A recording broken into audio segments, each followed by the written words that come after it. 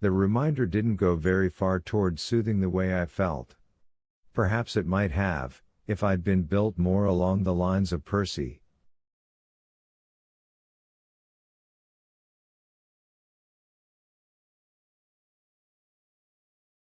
Stick those arms out there, honey, Brutal said, or you get another.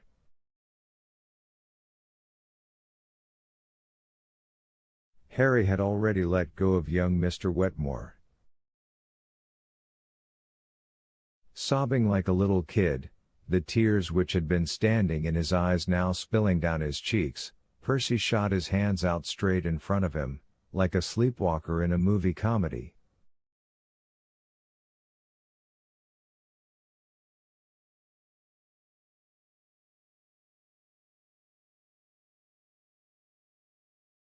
I had the sleeves of the straitjacket up his arms in a trice.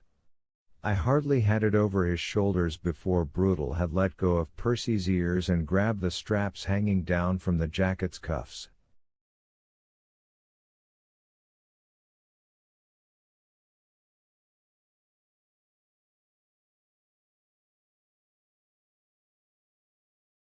He yanked Percy's hands around to his sides, so that his arms were crossed tightly on his chest.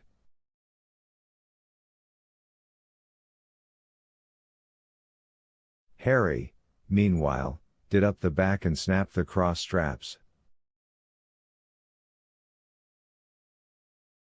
Once Percy gave M and stuck out his arms, the whole thing took less than 10 seconds.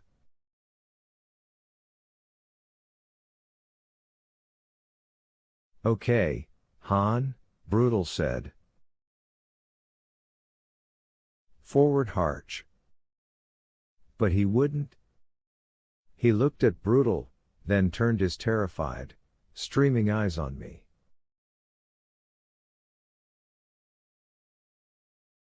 Nothing about his connections now, or how we'd have to go all the way to South Carolina just to get a free meal. He was far past that.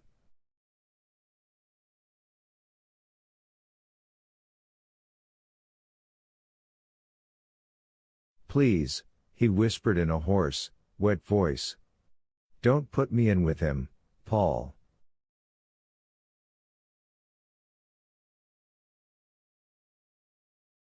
Then I understood why he had panicked, why he'd fought us so hard. He thought we were going to put him in with Wild Bill Wharton, that his punishment for the dry sponge was to be a dry cornholing from the resident psychopath.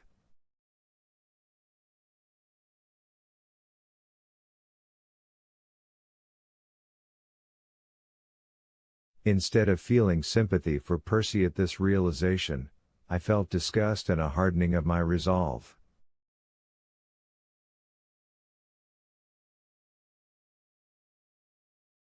He was, after all, judging us by the way he would have behaved, had our positions been reversed.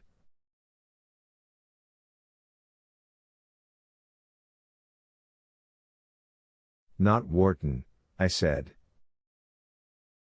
The restraint room, Percy.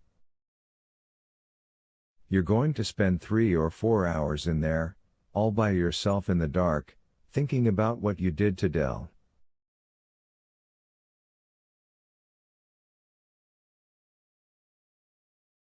It's probably too late for you to learn any new lessons about how people are supposed to behave. Brute thinks so, anyway, but I'm an optimist.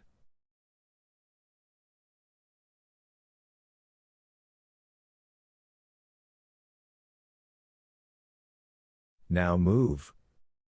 He did, muttering under his breath that we'd be sorry for this, plenty sorry, just wait and see, but on the whole he seemed relieved and reassured.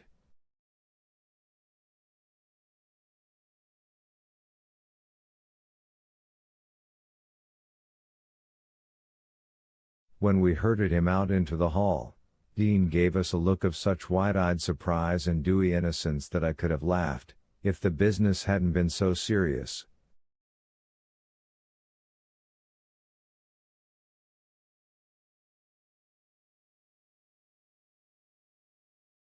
I've seen better acting in Backwoods Grange reviews.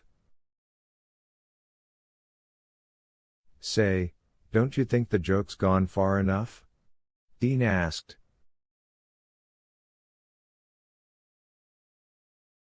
You just shut up, if you know what's good for you, Brutal growled.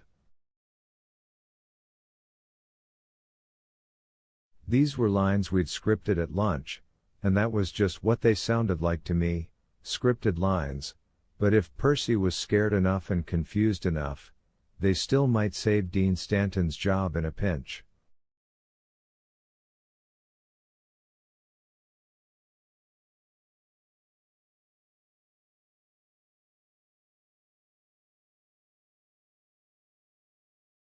I myself didn't think so, but anything was possible.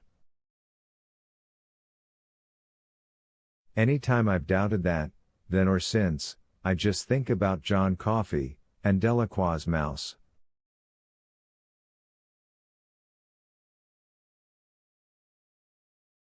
We ran Percy down the Green Mile, him stumbling and gasping for us to slow down. He was going to go flat on his face if we didn't slow down.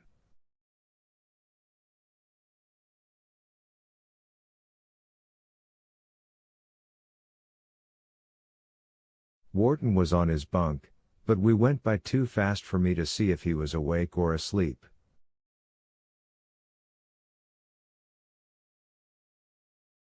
John Coffey was standing at his cell door and watching. You are a bad man and you deserve to go in that dark place, he said, but I don't think Percy heard him.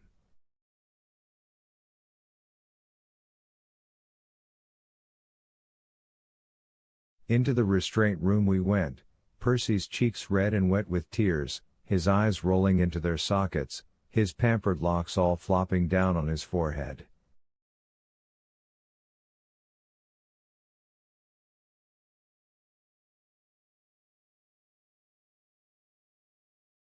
Harry pulled Percy's gun with one hand and his treasured hickory head knocker with the other.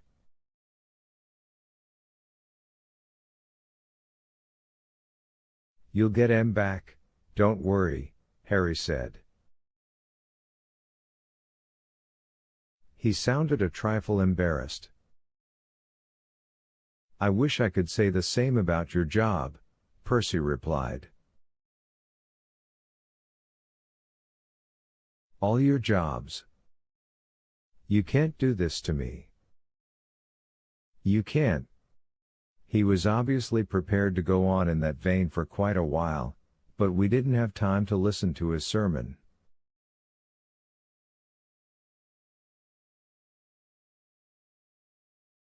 In my pocket was a roll of friction tape, the 30s ancestor of the strapping tape folks use today.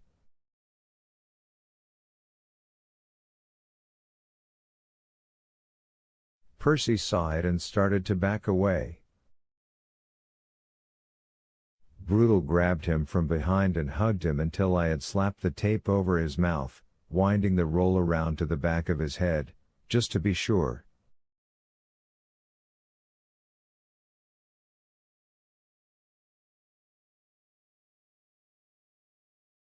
He was going to have a few less swatches of hair when the tape came off, and a pair of seriously chapped lips into the bargain, but I no longer much cared. I'd had a goodful of Percy Wetmore.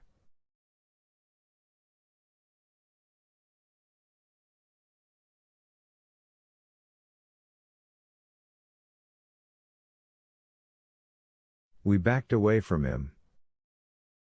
He stood in the middle of the room, under the caged light, wearing the straitjacket, breathing through flared nostrils, and making muffled mmmph. Mmmph. Sounds from behind the tape.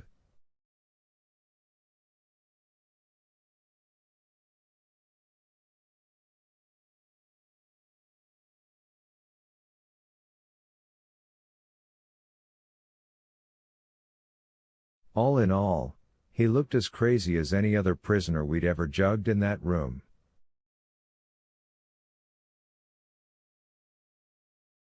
The quieter you are, the sooner you get out, I said. Try to remember that, Percy. And if you get lonely, think about olive oil, Harry advised. Uck.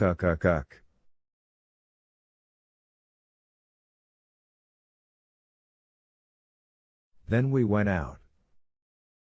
I closed the door and Brutal locked it.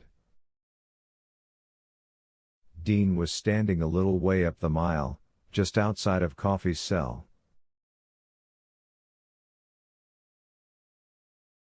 He had already put the master key in the top lock.